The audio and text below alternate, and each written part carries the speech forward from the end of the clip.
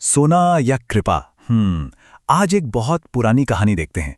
एक ऐसी कहानी जो हमें ये सोचने पर मजबूर कर देगी कि ईश्वर के नजरों में किसी चढ़ावे की असली कीमत क्या होती है, उसका दाम या उसके पीछे का इरादा। तो सवाल बड़ा सीधा सा है, क्या भगवान को धन दिखता है या मन? और इसी एक सवाल के इर्द गिर्द घूमती है हमारी पूरी कहानी। एक कहानी जो आज भी हमें बहुत कुछ सिखाती है। तो ये कहानी है भक्ति के दो बिल्कुल अलग तरीकों के टकराव की। सोचिए, एक तरफ सोने का पहाड़ है और दूसरी तरफ सिर्फ सच्ची श्रद्धा, सच्ची कृपा। कहानी के दो किरदारों को जरा देखिए। एक तरफ एक राजा जो पहाड़ों के बराबर सोना चढ़ा रहा है, और दूसरी तरफ एक सन्यासी जिसके पास देने के लिए कुछ मुरझाए हुए फूलों के सिवा कुछ भी नहीं है। बस यहीं से इस कहानी का असली संघर्ष शुरू होता है।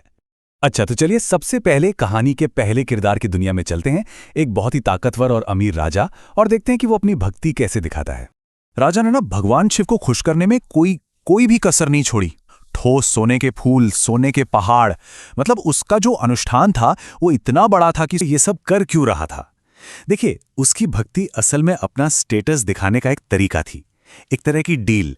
वो मन ही मन सोच रहा था कि भाई इतना सोना चढ़ा रहा हूं तो बदले में भगवान की कृपा तो मिलनी चाहिए। लेकिन इतने बड़े तामझाम का नतीजा क्या निकला? कुछ नहीं। भगवान शिव ने इस सोने और दिखावे की तरफ देखा तक नहीं।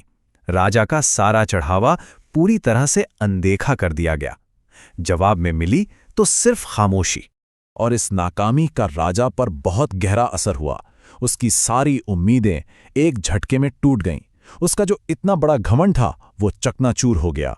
वो बहुत निराश, बहुत हताश हो गया, क्योंकि उसकी सबसे कीमती भेंट भी भगवान को बुला नहीं पाई। चलिए अब कहानी का रुख पूरी तरह से मोड़ते हैं।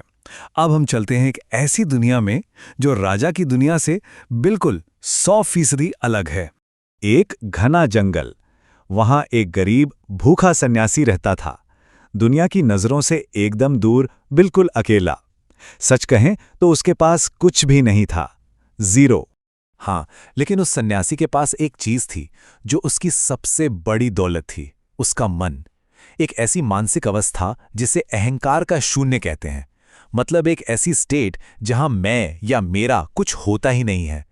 वो पूरी तरह से खत्म हो जाता है, और जो बचता है वो होती है सिर्फ और सिर्फ शुद्ध भावना। और उसकी भेंट जरा सोचिए कितनी साधारण थी। उसे जंगल में कुछ मुरझाए हुए फूल मिले, ऐसे फूल जिन्हें शायद किसी ने देखकर फेंक दिया हो। उसने उन्हीं फूलों को अपनी टूटी हुई आत्मा के आंसुओं के साथ और एक सच्ची गहरी तड़प के साथ चढ़ाया। और सबसे जरूरी बात क्या थी? उसे बदले में कुछ भी नहीं चाहिए था, कोई उम्मीद नहीं। और अब कहानी अपने क्लाइमैक्स पर पहुंचती है।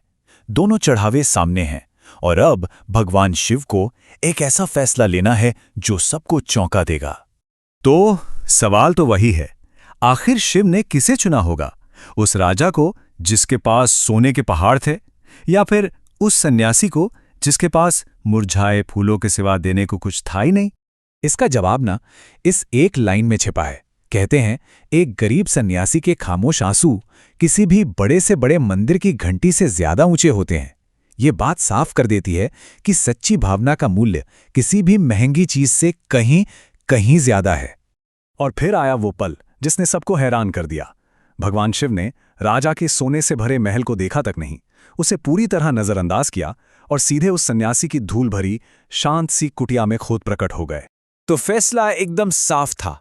एक तरफ पूरे राज्य की दौलत, सोने के फूल, सब कुछ रिजेक्ट हो गया, और दूसरी तरफ एक सन्यासी के वो मुरझाए फूल जिन्हें शायद दुनिया कचरा समझती, वो स्वीकार कर लिए गए। बस यहीं से समझ आता है कि ऊपर वाले की नजर में असली कीमत किस चीज की है। लेकिन इस फैसले के पीछे का कारण क्या था? मतलब क्यों एक इतनी साधारण सी भेंट इतनी पावरफुल साबित हुई? चलिए अब इस रहस्य को भी समझते हैं। देखिए, पहला और सबसे बड़ा कारण है जिसे कहते हैं इमोशनल फ्रीक्वेंसी या भावनात्मक आवृत्ति। इसे वो असली करेंसी समझ सकते हैं जिसे भगवान पहचानते हैं। ये किसी भेंट के पीछे की सच्ची, बिना मिलावट वाली फीलिंग है, ना कि उसकी कीमत। उस सन्यासी के आंसुओं की जो फ्रीक्वेंसी थी ना, वो राजा के सोने की चमक से कई गुना ज्यादा शक्तिशाली थी। और दूसरा जो जरूरी कॉन्सेप्ट है वो है शून्य बिंदु भक्ति। इसका मतलब है बिना किसी उम्मीद के कुछ करना, बिना ये सोचे कि बदले में क्या मिलेगा, कोई पहचान मिलेगी या नहीं। भक्ति सिर्फ भक्ति के लिए, किसी फायदे के लिए नहीं। और यही उस सन्यासी के चढ़ावे की असली ताकत थी, उसकी पवित्रता थी। तो आखिर में ये कहानी हमें एक बहुत गहरे सवाल के साथ छोड़ जाती है। जब भी कोई इंसान कुछ अर्पित करता है, चाहे वो समय हो, मेहनत हो या कोई चीज़, तो उस भेंट के पीछे की असली फ्रीक्वेंसी क्या होती है, ये सोच